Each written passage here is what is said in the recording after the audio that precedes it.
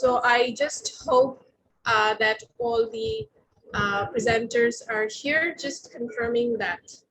So as I was saying, so this is the first parallel session of the ULAB Afghan Conference 2021.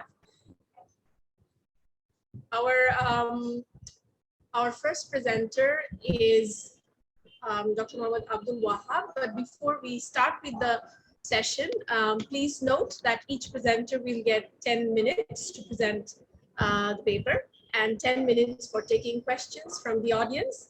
As we have 3 papers in total in this session of 50 minutes, again, presenters may take some extra time. So the first paper will be presented by Dr. Mohammad Abdul Wahab from Shamsi College, India. The title of his paper is From Jihad to Terrorism, Revisiting the Anti-Soviet Insurgency in Atiq Rahimi's A Curse on Dostoevsky. Please welcome Mr. Dr. Mohammad Abdul Wahab. Good morning, everybody. Thank you, Chairperson, to let me present my paper at the beginning of this business session.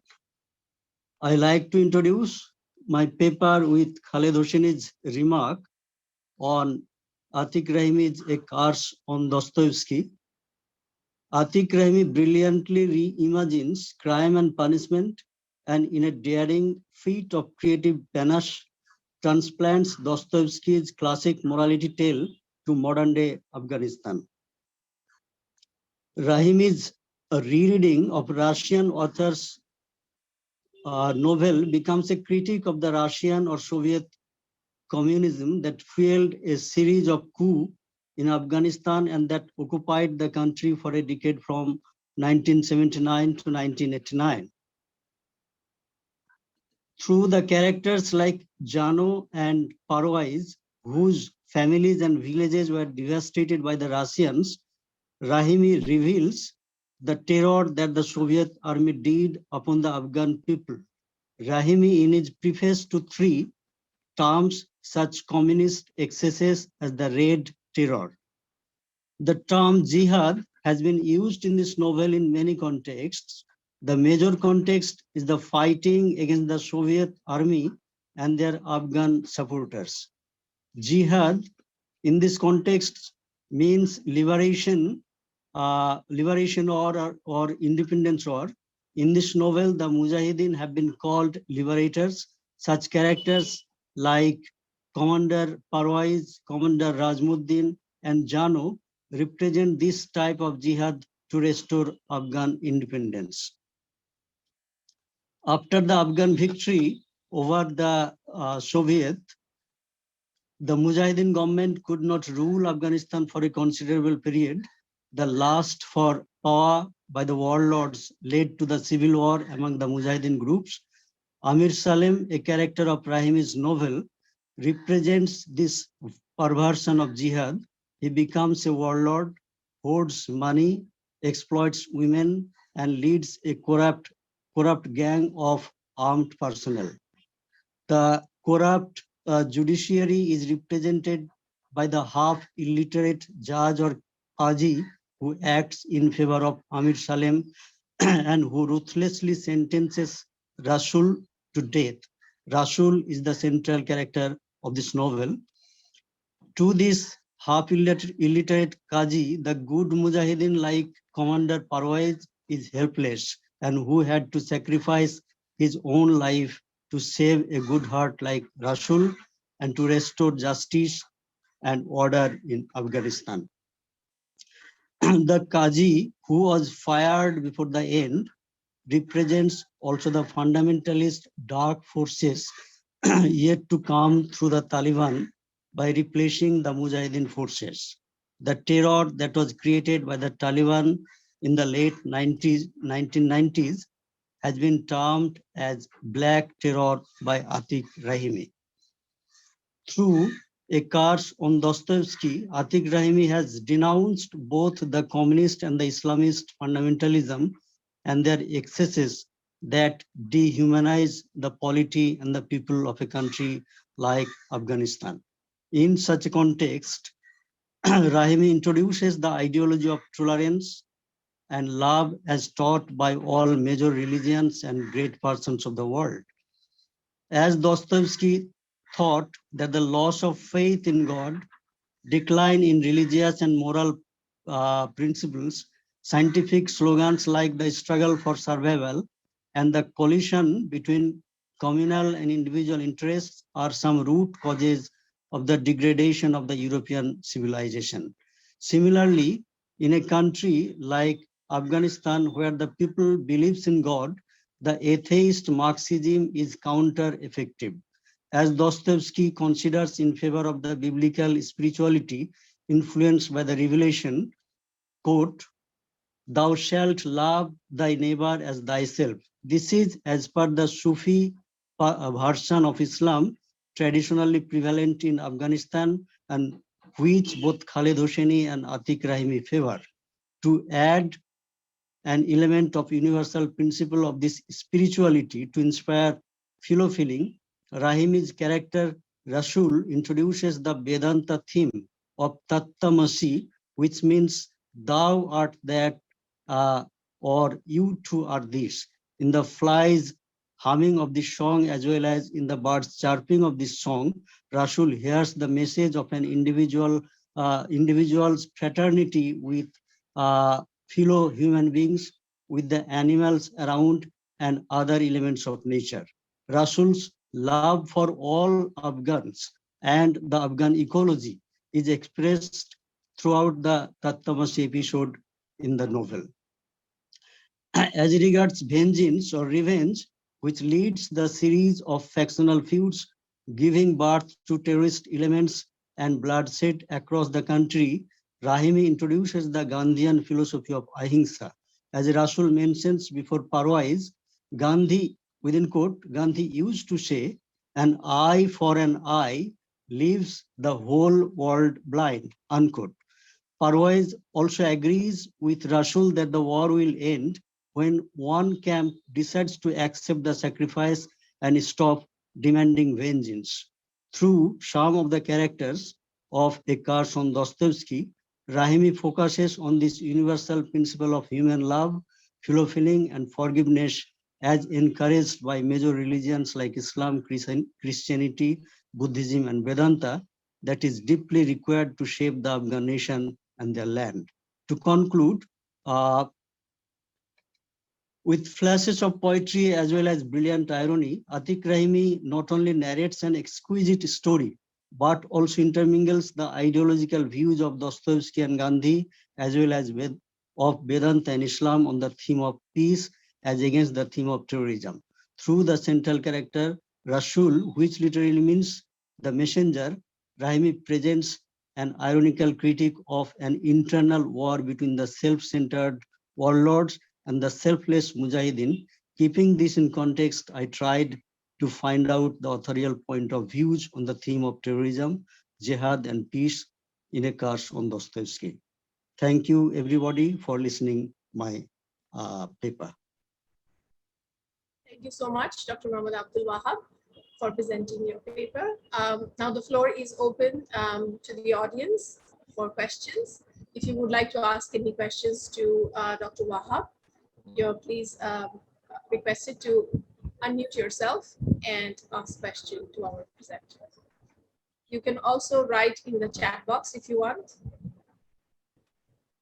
So moving on to our second presenter of the session, the Game of Politics Afghan Context. So our second paper is from Himanshu Kumar. So he's presenting from University of Delhi, India. The title of his paper is Afghanistan and the Game of Dice in the Mahabharata. Please welcome Himanshu.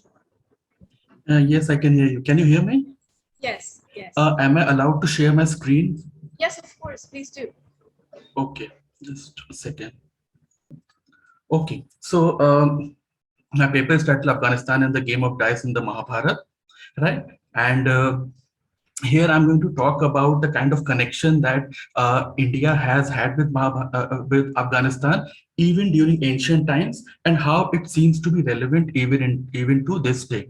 That will be done through the utilization of two characters Shakuni and Gandhari, both of them who hail from Gandhar, which is said to have been located in ancient Afghanistan. Right? So I begin. While not undermining Mahabharata's seminal position in the history of India, literary tradition and its scriptural authority, I humbly venture to call it a vast statement on the postmodernist cultural ethos of the post-Vedic times, which has impacted the regional and zonal cultures and Bhasha literatures up to the contemporary times. The negativized rhetoric of postmodernism, summed up in the words discontinuity, dispersal, dislocation, decentering, deconstruction, and anti-totalization, are true of the Mahabharata's cultural landscape with its kidnappings, invasions, barbarities, and the enclosed matrices of life patterns. Notwithstanding the heroic dreams, superhuman efforts of hate and love of great and noble figures, one is tempted to ask, echoing Iravati Karve, all human effort is fruitless, all human life ends in frustration. So was the Mahabharata written to drive home this lesson?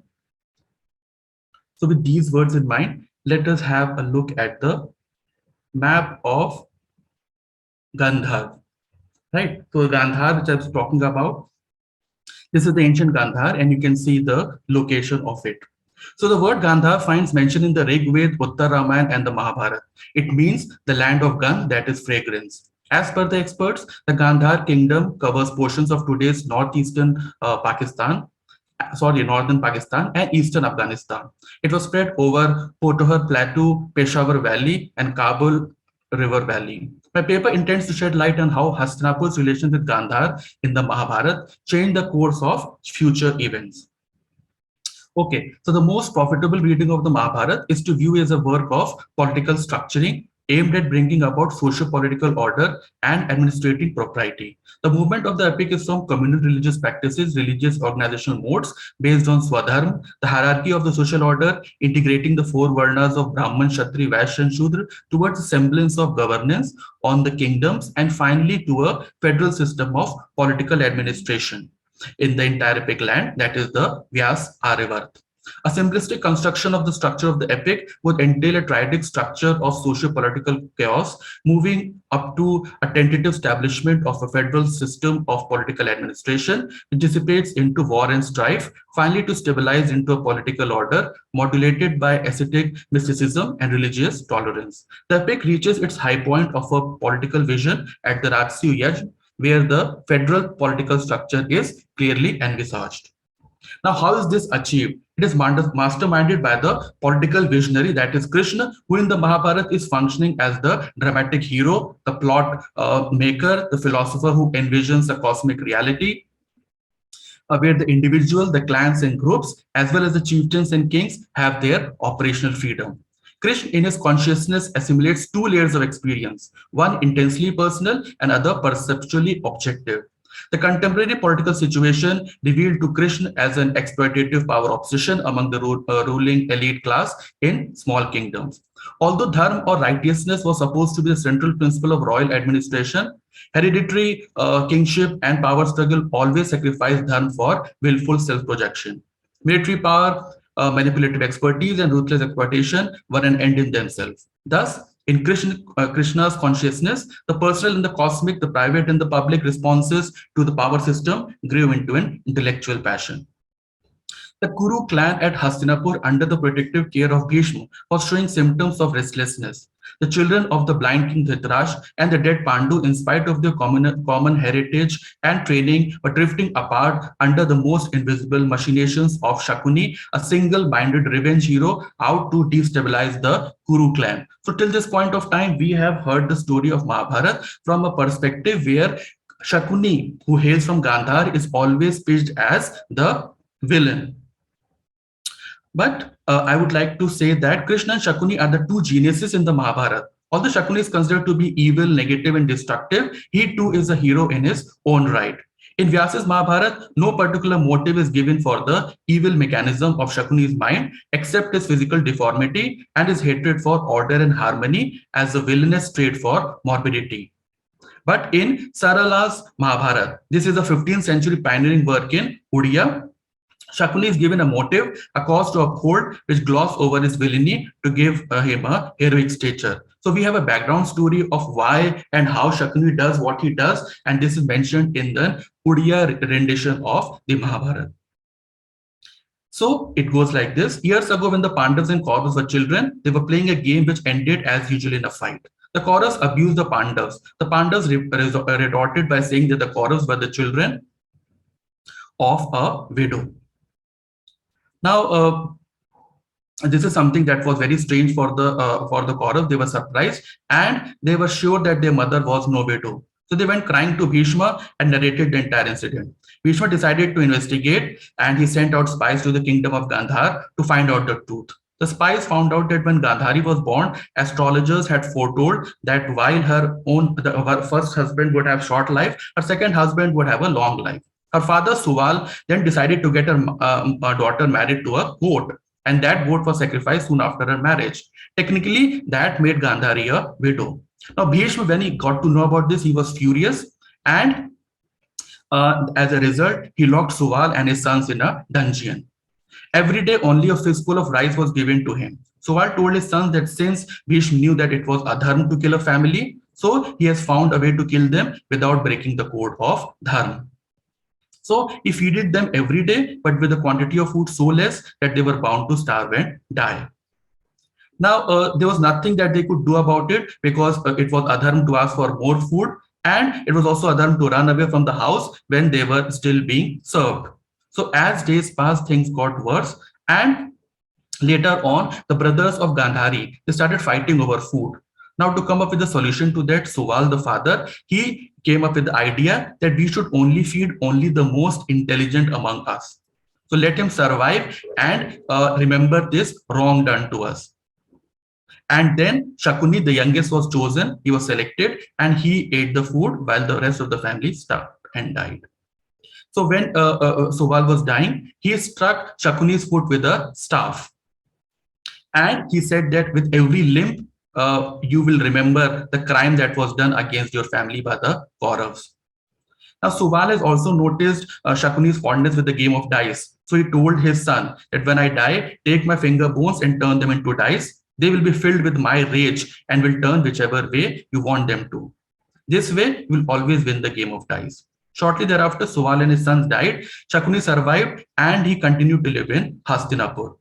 So while he pretended to be the friend of Kauravas, he plotted the downfall of the Bhishma's household, just as Bhishma had destroyed his own. So Shakuni developed a set of dice with the bones of his dear ones and made it the most potent weapons to manipulate the reality of his times. He entered into the Duryodhan household to control the destiny of the heartland of Aryavarth and became an intellectual, political, and strategic counterpoint to the genius of Krishna. So therefore, we see how Krishna and Shakuni seem to be pitted against one another. It's God against the mortal. It is apparent even to the casual reader of the Mahabharata that Krishna and Shakuni are the two minds manipulating the politics of power in the epic. Krishna is the greatest archer, the best charioteer, and a great lover, a strategist, and above all, a great thinker and philosopher. The man who wielded the dice also had a vision of the universe and the man. The man who had just killed Kans and ran away for his dear life from the wrath of Jarasandha returned to the heartland with the vision of establishing righteousness in the political administration. He moved in air and ether, care for friends and family, but his primary vision was to set up an order and balance in politics and society. Shakuni, on the other hand, was earthy, artificial, a subversive intelligence without family, friends, and vision. He merely wanted to use power against the powerful, and for that, he had his own monarchical ambitions for Duryodhan, who was a surrogate for his own goal of chaos. The contemporary situation encouraged him, and he wanted to perpetuate that chaotic situation by manipulating events. He ultimately became the plot maker in the Mahabharata, a formidable contrapuntal energy in the orchestration of power. So we see that this entire war of Kurukshetra and Mahabharata wouldn't have taken place if Shakuni didn't play that key role in it. Because Duryodhan on his own, he was not fueled enough to do the things as he did. And he didn't have the kind of brains that would have propelled him into this particular kind of action. The first major move of Shakuni was the Lac Palace, which he made for the Pandavas and set up to set up the plot to burn them all so that their claim to power would be sealed for all time to come. But this move was subversived by Krishna, and the Pandavas went underground to regroup and rethink about their entry into the society. But this triumph could not last for long. Shakuni, whose monarchical ambition didn't accept the idea of federal polity, maliciously challenged the protagonist of order. He plotted the disintegration of the political structure by exploiting the weakness of the Emperor Yudhishthir for dice game. The crooked dice in his hand subverted the lifetime work of Krishna and manipulated the political and human fall of Yudhishthir and the Pandavas. The Mahabharata was brought to its nether blackness when the Empress Draupadi was lost by Yudhishthir to Shakuni's dice and denuded at the open court of Hastinapur. Krishna's lifetime work reached the nadir of ignominy and fall. Shakuni's power lust reduced the federal polity to a repressive monarchy once again. The Pandavas went in exile and war clouds loomed large in the horizon. Krishna's efforts to avert power were futile, and finally, after planning and preparation, the great battle of Kurukshetra was fought, drowning all heroes, able-bodied men, intellectual strategists, and thinkers in a murky river of blood. Now, after the war, peace did return, but not the peace of the brave, but the peace of the grave. The heroless world was given a balm of dharma by the Pandavas in Hastinapur. But the political unity of Aryavat, envisaged by Krishna and the corporate administration, could not rise above the ground. The Dwarka of Krishna disintegrated without any rational explanation. Yudhishthir and the other aging Pandavas decided to settle their friends and heirs in small kingdoms and prepared for death. North India lost its political unity to small kingdoms again. Wholeness gave way to fragmentation and insulated territories of brittle political systems waiting for ideological conflicts under the impact of Buddhism. The Mahabharata thus starts and ends with political chaos, peaking at the middle to a short period of political integration. Do we have more time? I think it would be best if you can wrap up. Okay. So I wanted to give the example of both Shakuni and Gandhari, but since we have paucity of time, so I'll just sum up by saying that if you look at the role of Shakuni in particular, you'll see him, following what his family expected of him. Even when his family died, he didn't lose the perspective that he had in mind, and that is to take revenge on the Kauravas. And that he did successfully, despite the fact that he was pitted against a kind of a formidable enemy, right? A set of enemy which seemed to be formidable and who were spearheaded by God himself. On the other hand, his sister Gandhari also had to face a lot of injustice, but she emerged strongly as someone who had great regard to justice, who had great regard to, the kind of dharma that should be followed. And that's why she even ends up cursing Krishna when he did not follow dharma. Right. So, and she was someone who, although the mother of 100 sons, did not let perspective go out of sight.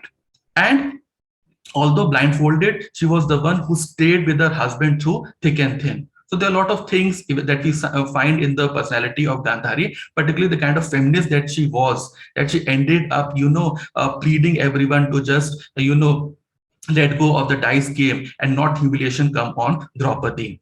So she was not someone who was going to favor her sons just because they were her sons. She tried to look at things from the point of view of dharma as well. So I believe this would be the end of my paper. Thank you, everyone. Thank you so much, Himanshu Kumar, for presenting your paper. So again, the floor is open if anyone has any question. The last presenter of this session is Shraddha Kuchar from KK Birla Goa campus, India. The title of her paper is The Great Dane in Kipling, Knowledge Production and Colonial Interventions. Please welcome Shraddha Kuchar. So as the title of my presentation suggests, my paper suggests that I'll be exploring the representation of the Great Game in select texts by Rudyard Kipling. When everyone is dead, the Great Game is finished, says a character in Rudyard Kipling's Kim. Immortalized in the writings of Kipling, the Great Game was the 19th century territorial contention between Great Britain and Russia over influence in Central Asia and control of British India. It played out in the Anglo-Afghan wars and an intricate system of intrigue and knowledge gathering. However, the current academic commentary on the topic points to a great influence of Kipling's literature on the understanding of the Great Game, to the extent that fiction has led to an overestimation of historic fact. Despite this historical obfuscation, I argue that literature is a response to its times. A literary analysis of the Great Game can offer a deeper insight into the nature and limitations of its geopolitical and sociocultural divisions and the knowledge systems that propagated it. Through the study of select works of Rudyard Kipling, I contend that the failure of the colonial attempts to occupy Afghanistan in the 19th century were an inevitable eventuality impacted by the nature of individual agency. Okay, great. The Man Who Would Be King tells the tale of Peachy Carnahan and Daniel Dravo. They are two Anglo-Indian loafers whose checkered past had seen them fight in the Second Anglo-Afghan War. Carnahan and Dravo set out to become the kings of Kafiristan, present-day Nuristan in northeast Afghanistan. Disillusioned by the limitations that colonial bureaucracy imposed on individual enterprise, they set off with a rudimentary understanding of the region's sociocultural mores and an ample supply of ammunition. Through the two quasi-empire builders, Kipling explores various kinds of epistemological systems, the tussle between the individual and the collective, and the nature of cultural engagement. The two renegades encounter a society that is alien and yet has certain similarities to their own. This is akin to Michel de Certeau's concept of frontiers and bridges, something that he discusses in Spatial Stories, wherein literary narratives reveal complex interrelations between, and I quote, a legitimate space and its alien exteriority, end of quote. For instance, the people of Kafiristan were fair-skinned with yellow hair, a fact Carnahan recollects. And I quote, they were so hairy and white and fair, it was just shaking hands with old friends, end quote. This sense of familiarity within the alien might have sown the seeds for the kind of rule they impose, which is an admixture of the native pagan divinities and English principles of Freemasonry.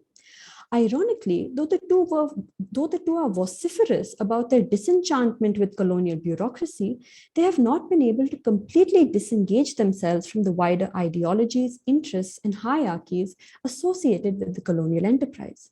Apart from the principles of Freemasonry, Dravo, the imperial leader, begins to desire recognition from Queen Victoria and even shows an interest in thwarting the threat posed by Russia. Thus, their individual enterprise is still influenced by and responsive to the colonial institution. Further, the amalgamation of Western ideologies with the native theology might seem counterintuitive, but one can argue that Dravo and Carnahan are trying to create a combination of what is familiar to them and what is not. But their initiative ends up misappropriating both systems and sustaining itself instead on coercion, fear, luck, and pretense. C.A. Bailey in Empires and Information claims that the gaps in the colonial knowledge system were due to the lack of engagement with the native culture, a lacuna that widened at the frontiers of the subcontinent. Ironically, it is the very act of assimilation and engagement, culminating in Dravo's wish to have a native wife, that leads the pair to their downfall. It is Dravo's resolution and greed to take a native bride, coupled with his inability to leave the colonial institution, that results in their undoing and Dravo's death. Ultimately, the frailty of the individual when faced with foreign cultures, sociopolitical institutions, and his own limitations and emotions makes failure inevitable. Kipling leaves unanswered the question, what sort of intervention and engagement would have worked? The Ballad of East and West provides another instance of individual interactions where the geocultural macrocosm of the East and the West is contrasted against the microcosm of the interaction between the son of a colonel and an Afghan horse thief Kamal. The poem opens with a native informant, Muhammad Khan, offering the colonel's son advice on how to tackle the geopolitics of the region.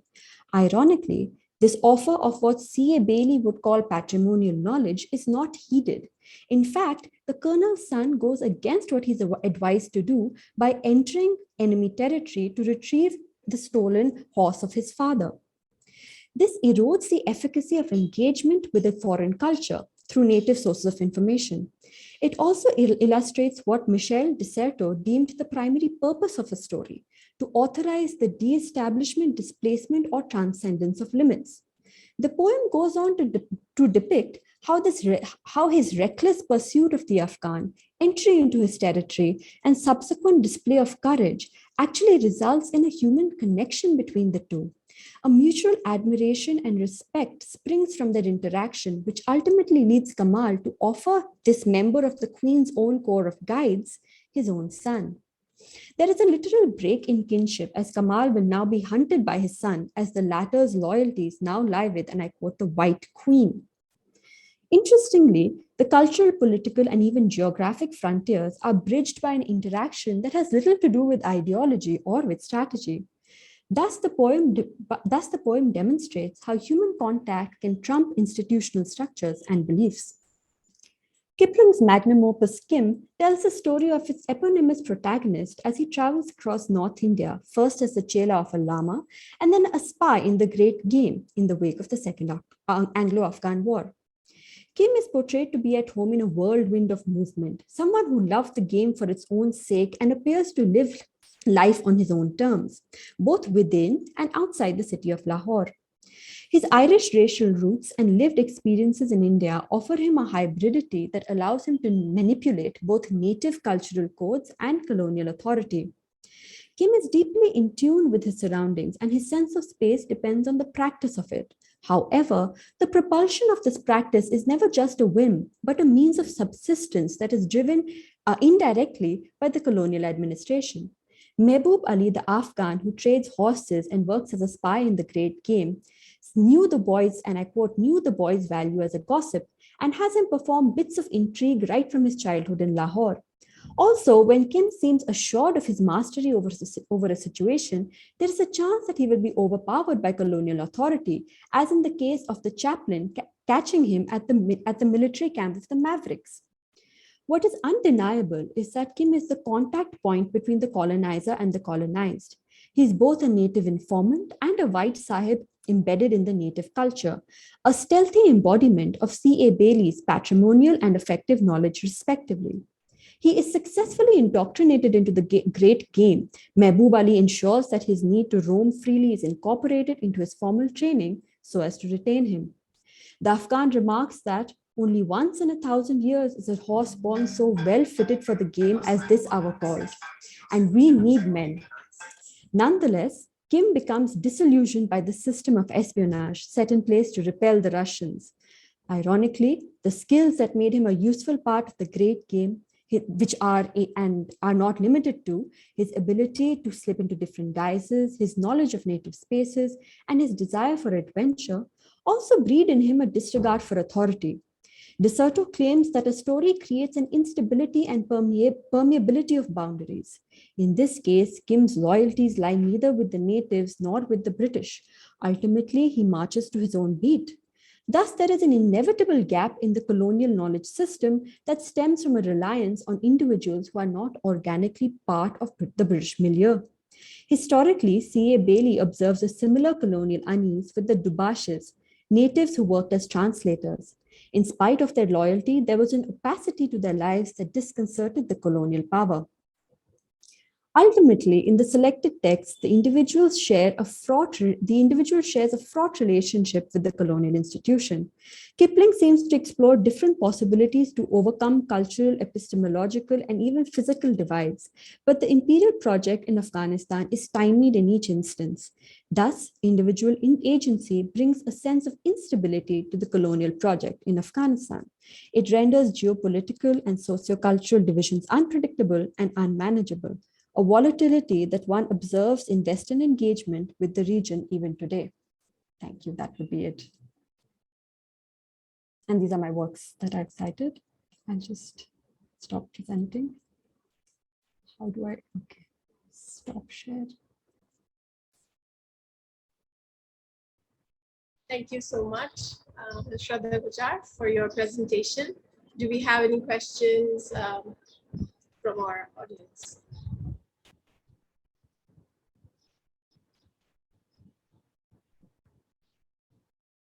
Still not, maybe.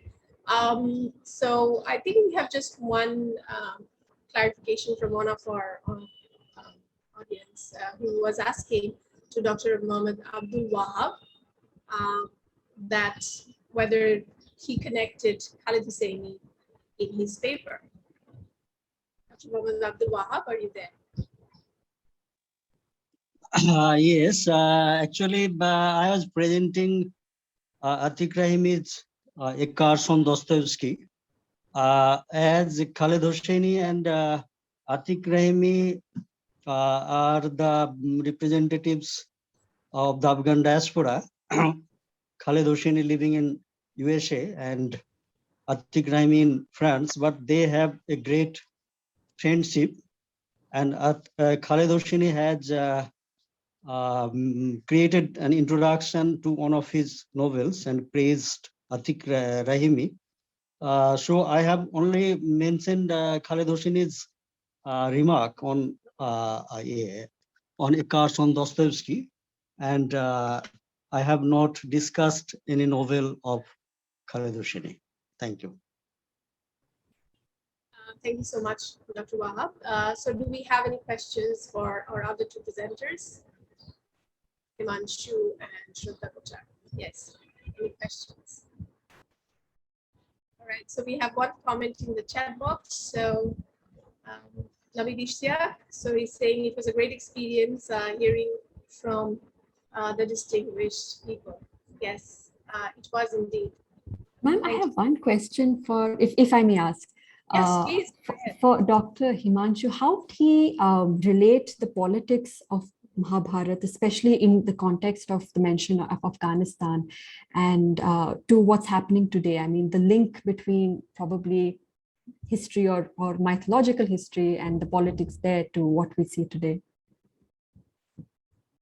All right, so we have another session from 12 p.m. in this link, I believe. So that's all from the first parallel session titled The Game of Politics, Afghan Context. So please do check out our schedule to join for the other parallel sessions and of course the panel discussions and plenary sessions that we have here. Thank you so much for joining the first parallel session. We'll see you again in the next one.